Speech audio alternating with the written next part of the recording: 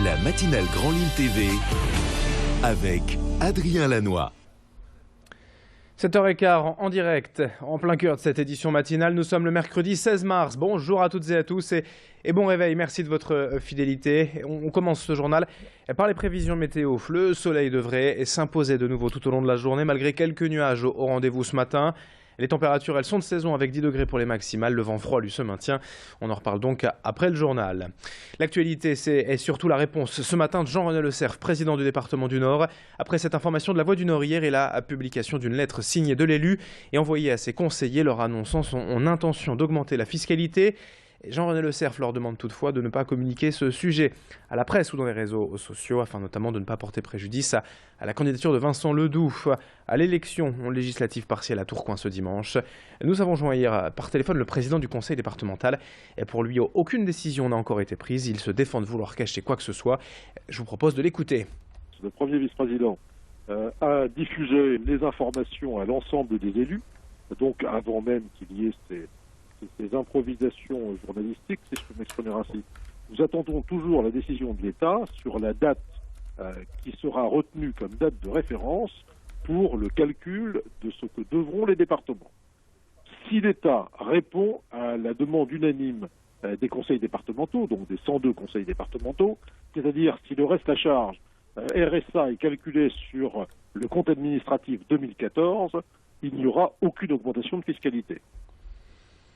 On évoquait également la visite de Jeanne Masse. Hier à Anglo, la chanteuse est venue présenter son livre « Ma vie est une pomme », dans lequel elle raconte son parcours de vie en tant que végétalienne, un choix d'alimentation qu'elle a adopté aux États-Unis où elle vit aujourd'hui. Désormais, elle ne mange ni boit donc aucun aliment issu des animaux.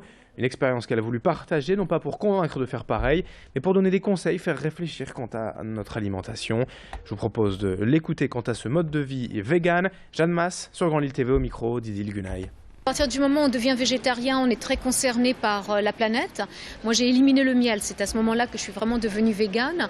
Et donc, en éliminant le miel, en fait, eh bien, je respecte le travail des abeilles et leur survie. Les abeilles ne font pas du miel pour les hommes, les abeilles font du miel pour elles, pour subsister, pour résister à l'hiver, pour leur larve, pour leur survie.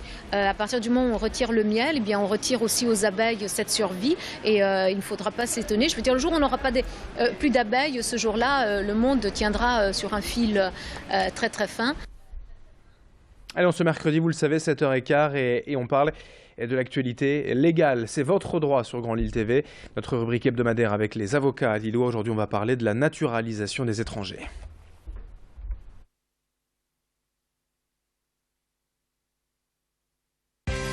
C'est votre droit, avec l'Ordre des avocats du barreau de Lille. C'est votre droit sur Grand Lille TV en partenariat avec l'Ordre des avocats du barreau de Lille. Et aujourd'hui, nous accueillons Maître Sanjay Navi. Bonjour. Bonjour. On va évoquer avec vous le thème de la naturalisation. Et pour commencer, une petite définition. Qu'est-ce que la naturalisation ? Eh bien, la naturalisation, c'est une procédure administrative qui permet à un étranger de demander la nationalité française. Alors en principe, tout le monde, tous les étrangers peuvent devenir français ?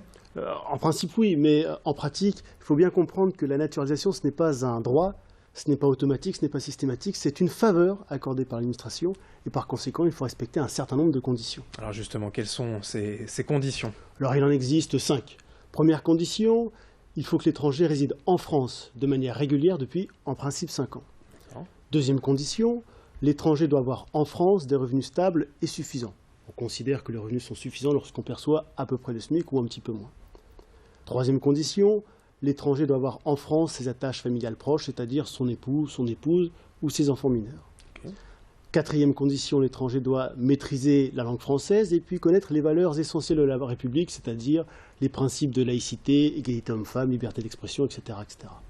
Enfin, cinquième condition, l'étranger doit être de bonne moralité, c'est-à-dire ne pas être connu défavorablement des services de police ou de gendarmerie, payer et déclarer ses impôts en temps et en heure, ne pas être en surendettement. Bref, vous l'aurez compris, le dossier de l'étranger est épluché de manière importante par l'administration. Alors pour respecter ces conditions, si on les respecte, j'imagine qu'il y a quand même une procédure ensuite pour demander la naturalisation. Effectivement, une procédure qui est assez longue.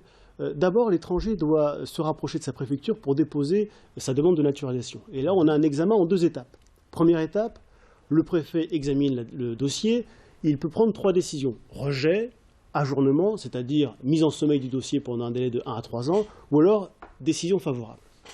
Si le préfet émet une opinion favorable sur ce dossier, on passe à la deuxième étape, puisque le dossier est transmis au ministre.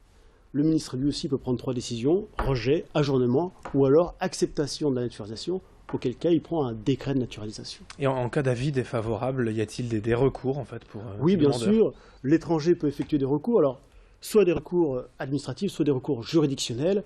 Précisons tout de suite que l'étranger peut faire ce recours lui-même, mais bien évidemment, dans la majorité des cas, l'intervention de l'avocat sera très utile, voire nécessaire. Eh bien merci Maître Sanjay Navi pour ces explications quant à la naturalisation. C'est votre droit sur Grand Lille TV en association avec l'Ordre des avocats du barreau de Lille. C'est votre droit avec l'Ordre des avocats du barreau de Lille.